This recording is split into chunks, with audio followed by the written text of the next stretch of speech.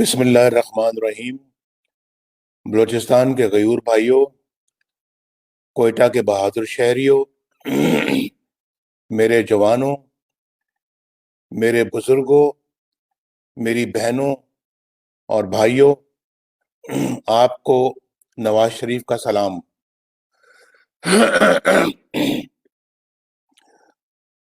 آج یہ اتنا بڑا جلسہ دیکھ کر میرا یقین اور بھی پختہ ہو گیا ہے کہ انشاءاللہ اب ووٹ کی عزت کو کوئی پامال نہیں کر سکے گا۔ پامال کرنا تو دور کی بات ہے، انشاءاللہ اب ووٹ کی عزت کی طرف کوئی میلی آنکھ سے بھی دیکھ نہیں سکے گا۔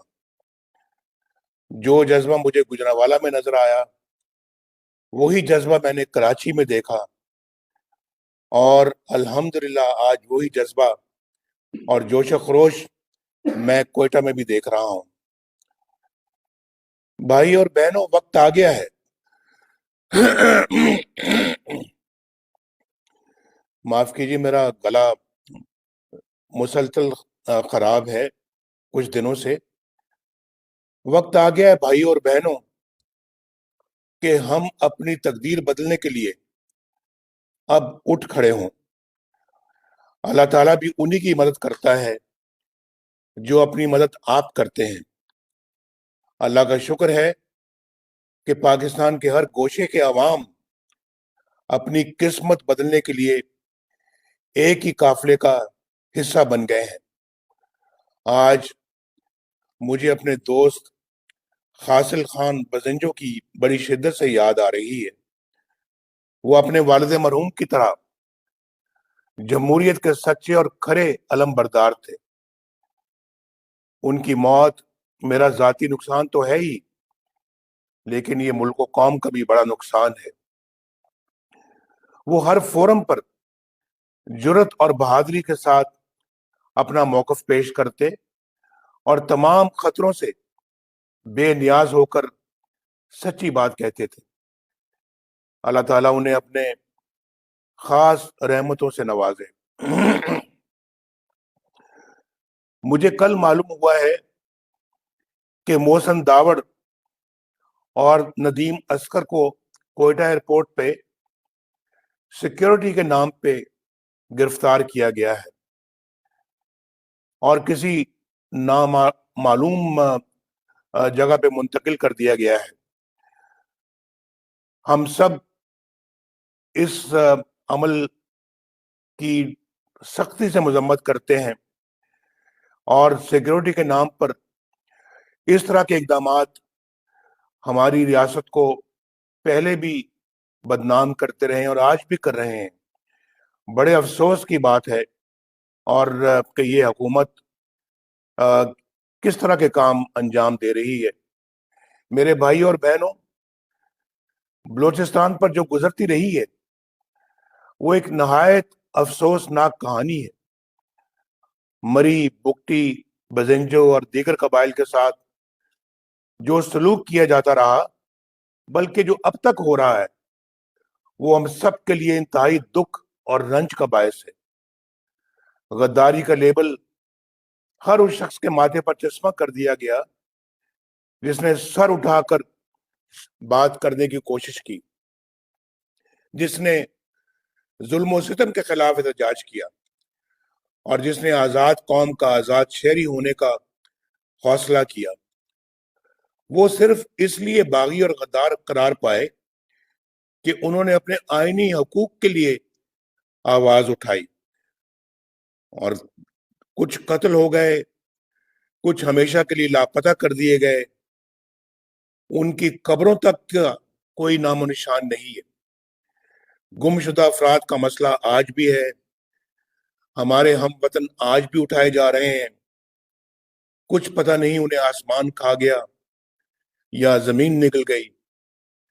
میں جب بھی گمشدہ افراد کی دکھی ماؤں، روتی ہوئی بہنوں، بیٹیوں اور پریشان حال بچوں کو دیکھتا ہوں تو بے حد تکلیف ہوتی ہے۔ کب تک یہ سب کچھ جاری رہے گا؟ کب تک ہماری ریاستی طاقت خود اپنوں کے خلاف इस्तेमाल होती रहेगी। कब तक हम पाकिस्तान के मुहब्बे वतन शहरियों पर बगावत और गद्दारी के इल्जामात लगाते रहेंगे? ख़वातीनो हजरात, मुझे अच्छी तरह अंदाजा है कि बलूचिस्तान के लोग कैसे कैसे मसाइल का शिकार होते रहे हैं और आज भी किन मसाइल का शिकार हैं। पाकिस्तान के सबसे बड़े सूबे के लोगों की जिंदगी किस तरह गुजर रही है, उनको कौन सी मुश्किलात का सामना है, नवाज शरीफ अच्छी तरह जानता है। मुझे ये भी मालूम है कि मौजूदा हुकूमत की नाअहली और अवाम दुश्मनी की वजह से महंगाई ने अवाम के लिए 2 वक्त की रोटी मुश्किल बना दी है। और सुना है चीनी एक तो 10 रुपए किलो हो गई है, आटा 70 रुपए किलो तक जा पहुंचा है, या शायद इससे भी ज्यादा। नान भाई हड़ताल कर रहे हैं कि रोटी 30 रुपए की बेचने की इजाजत दी जाए। ऐसे में सारा दिन मेहनत करने के बाद एक मेहनत कश 2 वक्त 2 रोटियां भी खाए, यानी 2 वक्त सुबह दोपहर और शाम अगर 2 रोटियां भी खाए तो महीने के 3600 रुपए खर्च करने पड़ते हैं। और अगर घर में 6 अफराद हों, जो कि आमतौर पे होते हैं, तो सिर्फ रोटी पर और कुछ नहीं, रोटी पर 21,000 रुपया वो कहां से लाए। चीनी, घी, दालों और सब्जियों की कीमतें आसमान पर पहुंच गई हैं और दवाओं की कीमतें इतनी ज्यादा हो चुकी हैं कि दवाई के अखराजात के बाद घर वालों को समझ नहीं आती कि घर के बाकी अखराजात कैसे पूरे किए जाए। गुर्बत में बेपनाह इजाफे की वजह से लोग अपने बच्चों को मौत के मुंह में जाते हुए देखते हैं, मगर दवाई खरीदने की ताकत नहीं रखते। आज इस तरह के पाकिस्तान में हम रहते हैं, यानी ये मुल्क इस तरह का बना दिया गया है। आज किसान बदहाल है, ज़राअत तबाह, सनतें तबाह, कारोबार तबाह, रोजगार तबाह, पूरा मुल्क की तबाही के गड़े में उतार दिया गया है। मेरे भाइयों और बहनों, क्या आपने कभी सोचा है कि हम देखते ही देखते इस हाल को क्यों पहुंच गए?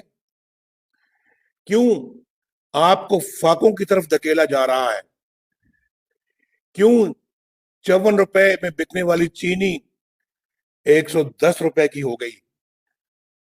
क्यों आटा 35 रुपए से 70 रुपए किलो तक पहुंच गया है? और क्यों महंगाई बेकाबू हो गई और अच्छे खासे खाते पीते घराने वाले लोग आज माली मुश्किलात का शिकार हो गए?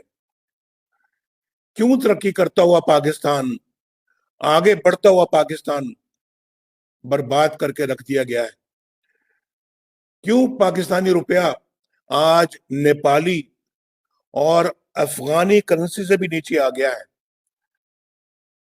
क्यों 5.8% की शरह से तरक्की करता हुआ मुल्क जीरो से भी नीचे आ गया है?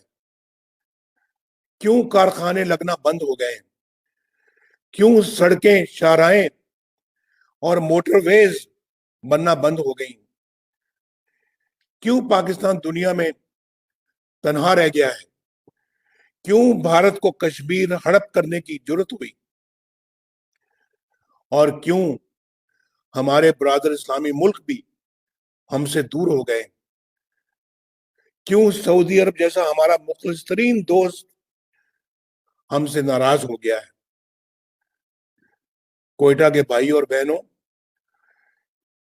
इसका सीधा साधा जवाब यह है کہ चंद लोगों को अपने ذاتی मफादात और इख्तियारात आपकी आज़ादी और खुशहाली से ज्यादा अजीज है। आइन और कानून उन मुट्ठी भर लोगों के मजमूम अजाइम के आड़े आते हैं।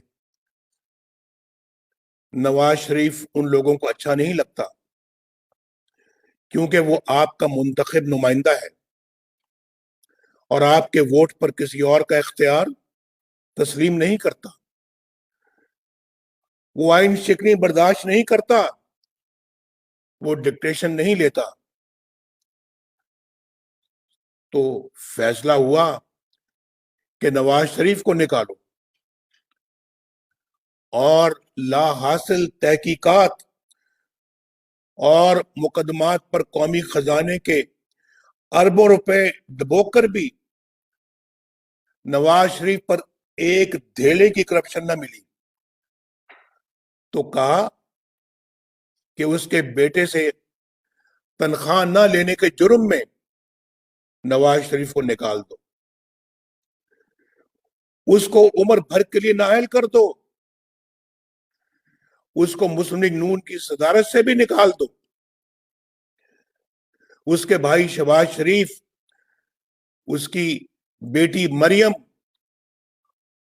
हमजा शहबाज शरीफ और उसके सारे खानदान और साथियों को, मुस्लिम लीग नून के साथियों को जेल में डाल दो।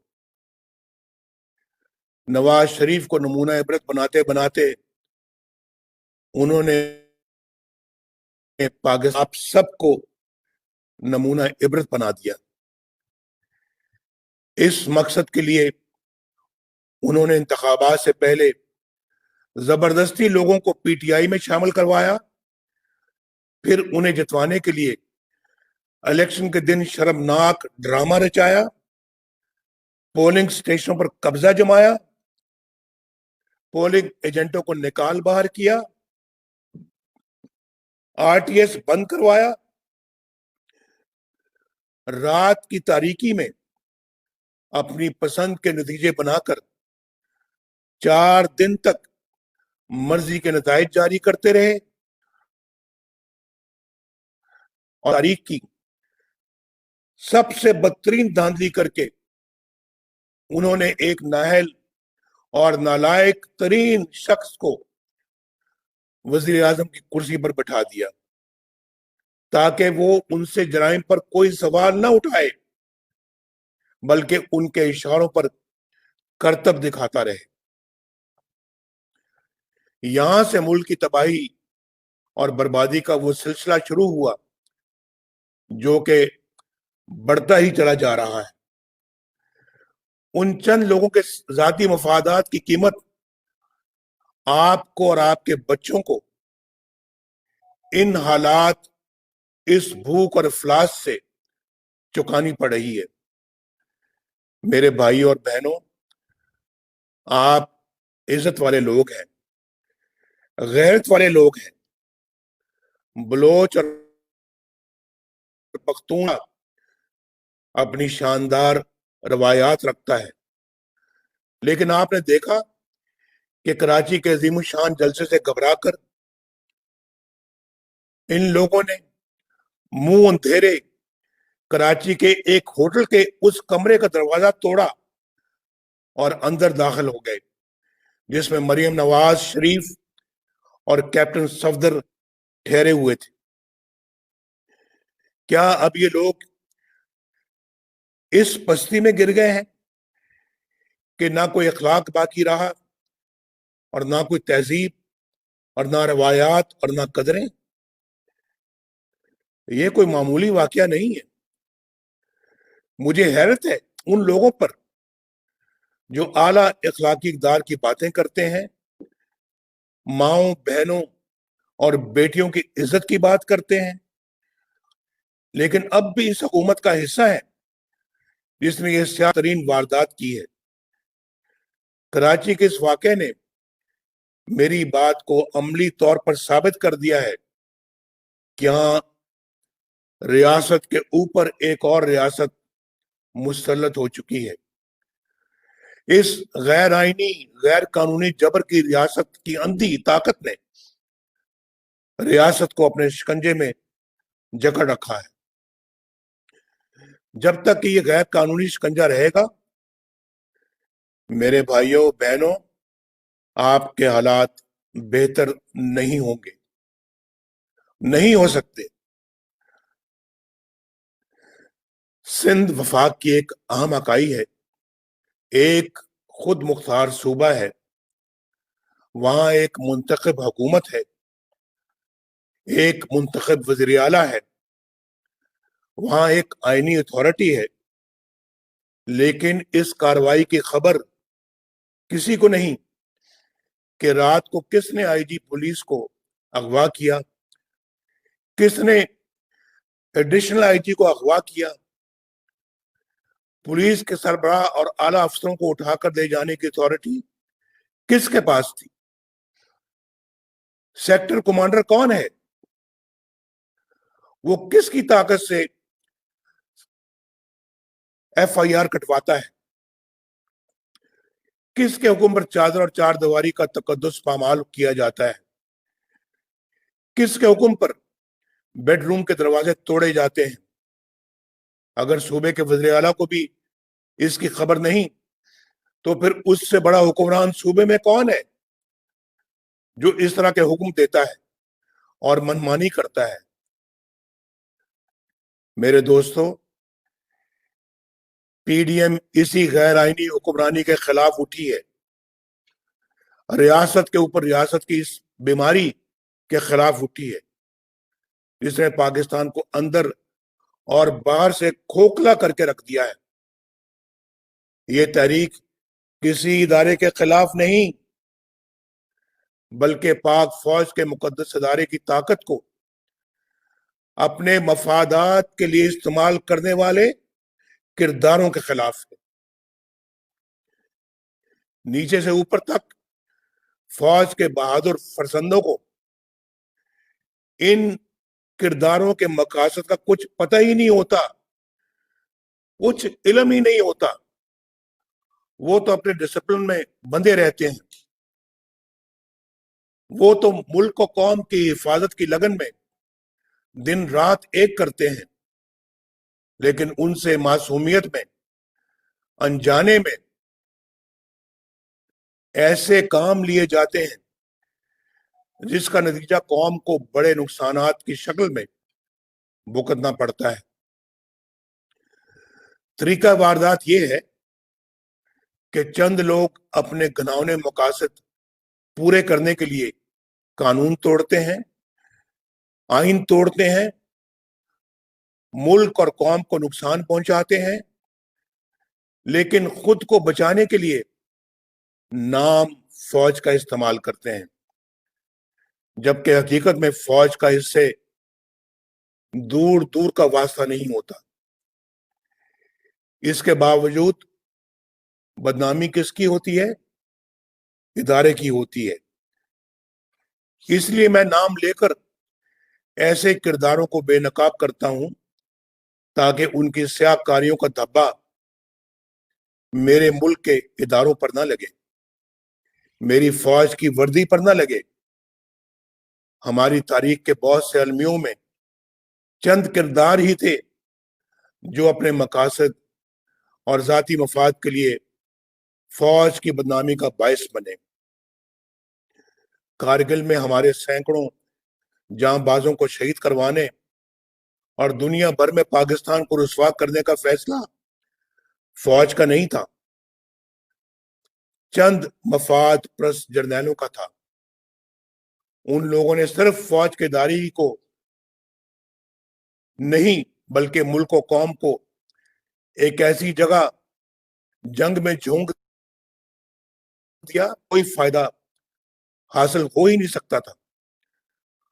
وہ لمحہ میرے لیے انتہائی تکلیف دہ تھا جب مجھے یہ پتا چلا کہ ہمارے بہادر سپاہی یہ دہائی دیتے رہے کہ ان دور افتادہ چوٹیوں پر خوراک نہیں لیکن اسلحہ تو بھجوائیں.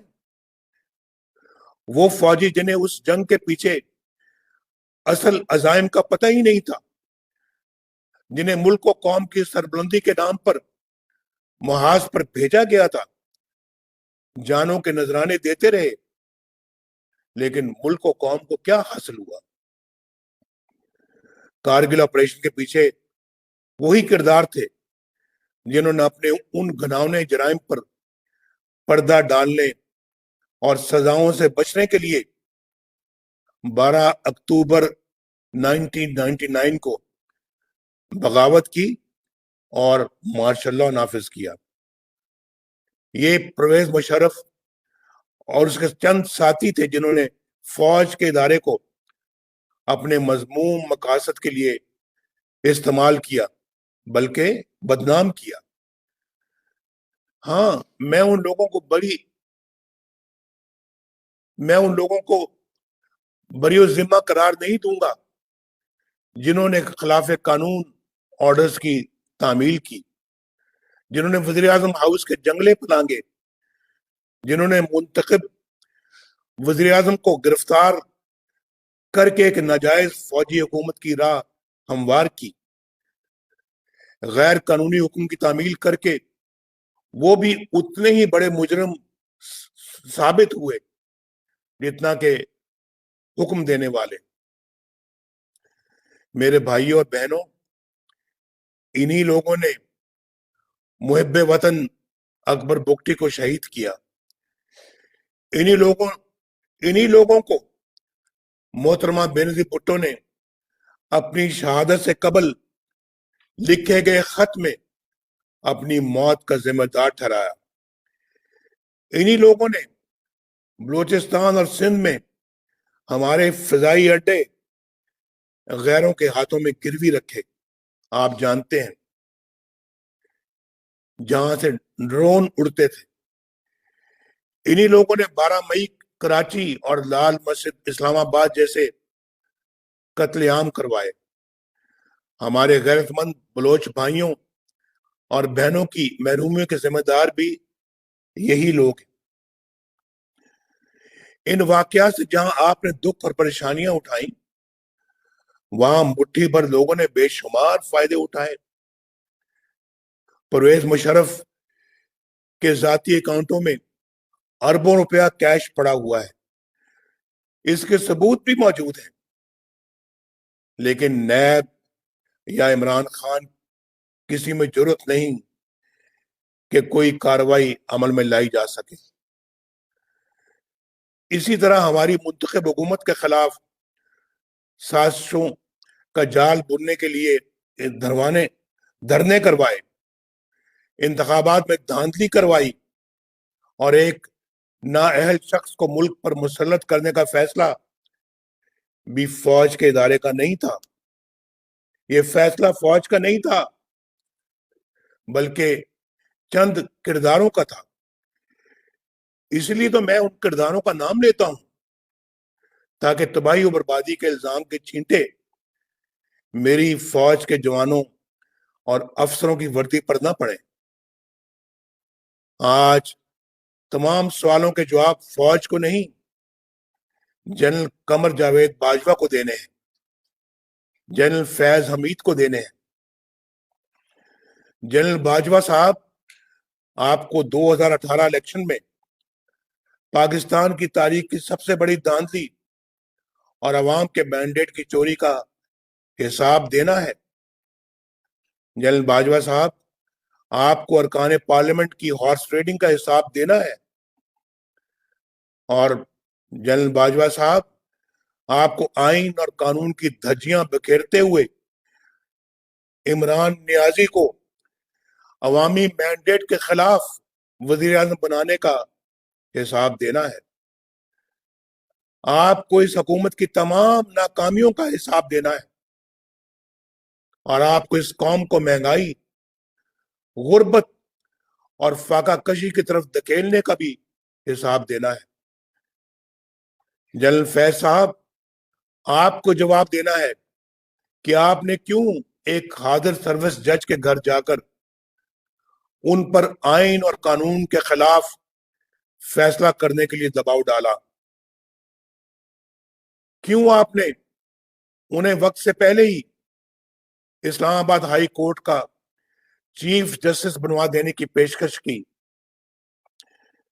کیوں آپ نے نواز شریف اور اس کی بیٹی مریم نواز کو الیکشن ہو جانے تک جیل میں رکھنے کی درخواست کی؟ وہ کون سی 2 سال کی آپ کی محنت تھی جو نواز شریف کو رہا کرنے کی صورت میں ضائع ہو جانے کا اندیشہ تھا؟ بتائیے، آپ نے کہا تھا کہ ہماری 2 سال کی محنت ضائع ہو جائے گی اگر آپ نے نواز شریف کو اور مریم نواز کو رہا کیا۔ آپ نے تو آئین کی پاسداری کرنے کا حلف اٹھایا تھا، کیوں آپ نے اپنے حلف کی خلاف ورزی کی؟ کیوں ڈیفائی کیا آپ نے اپنے حلف کو؟ آپ نے تو سیاست میں دخل نہ دینے کا حلف اٹھایا تھا، کیوں آپ نے اپنے حلف کی خلاف ورزی کی؟ کیا فیض آباد دھرنا کیس آپ کے خلاف چارج شیٹ نہیں؟ کیا سپریم کورٹ نے آپ کے خلاف کارروائی کا حکم نہیں دیا؟ اس کے باوجود آپ کی نہ صرف بطور لیفٹیننٹ جنرل ترقی ہوئی بلکہ آپ کو ISI کے سربراہ کا عظیم الشان منصب بھی عطا ہوا، جبکہ جسٹس قاضی فائز عیسیٰ کے خلاف ایک ریفرنس دائر ہوا تاکہ وہ آپ کی نظر ثانی کی درخواست سن نہ سکے۔ واہ واہ، کیا کیا آپ نے جنرل فیض! یہ آپ کے حلف توڑنے کی صرف ایک مثال ہے، ایک۔ آپ پچھلے کئی سالوں سے بے دھڑک سیاست میں مداخلت کیے چلے جا رہے ہیں۔ آپ نے اپنے حلف کے ساتھ بے وفائی کی ہے۔ اگر یہی وقت آپ نے پیشہ ورانہ دفاعی امور پر صرف کیا ہوتا تو ہمارے کشمیری بہن بھائی کبھی ان مصائب سے دوچار نہ ہوتے جن سے وہ آج دوچار ہیں۔ عمران خان صاحب، آپ تو سیاست کے میدان میں نابالغ ہو۔ بار بار کہتا ہوں میں کہ ہمارا آپ کے ساتھ مقابلہ ہے ہی نہیں۔ ہمارا مقابلہ آپ کے لانے والوں کے ساتھ ہے، آپ کے ساتھ نہیں ہے۔ ہمارا مقابلہ ریاست چلانے والوں کے ساتھ ہے۔ لیکن یہ مت سوچنا کہ تم بچ جاؤ گے۔ ثاقب نثار کا NRO نہ تمہیں بچا سکے گا اور نہ علیمہ خان کو۔ تم جس کے پیچھے چاہے چھپو، فورن فنڈنگ کیس میں تمہاری بدعنوانی نہ صرف کھل کے رہے گی بلکہ تمہیں جیل بھیجے گی۔ تمہیں چینی، آٹے اور ادویات کی قیمتوں میں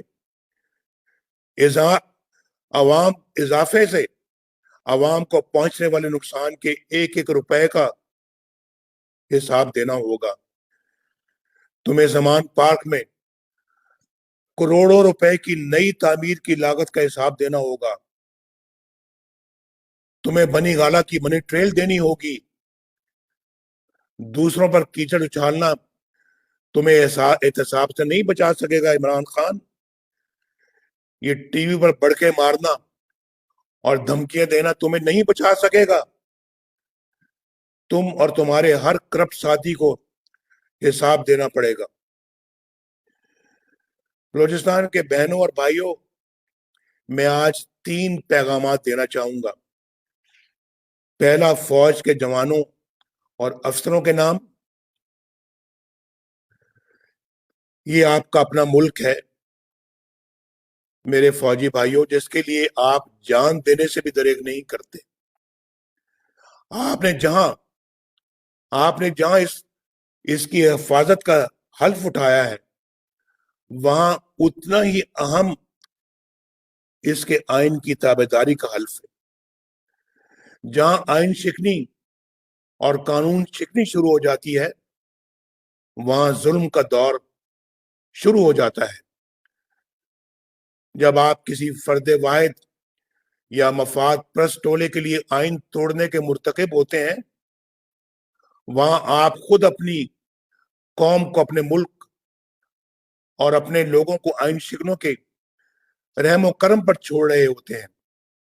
اپنے حلف کی پاسداری کیجیے، خود کو متنازع ہونے سے بچائیے۔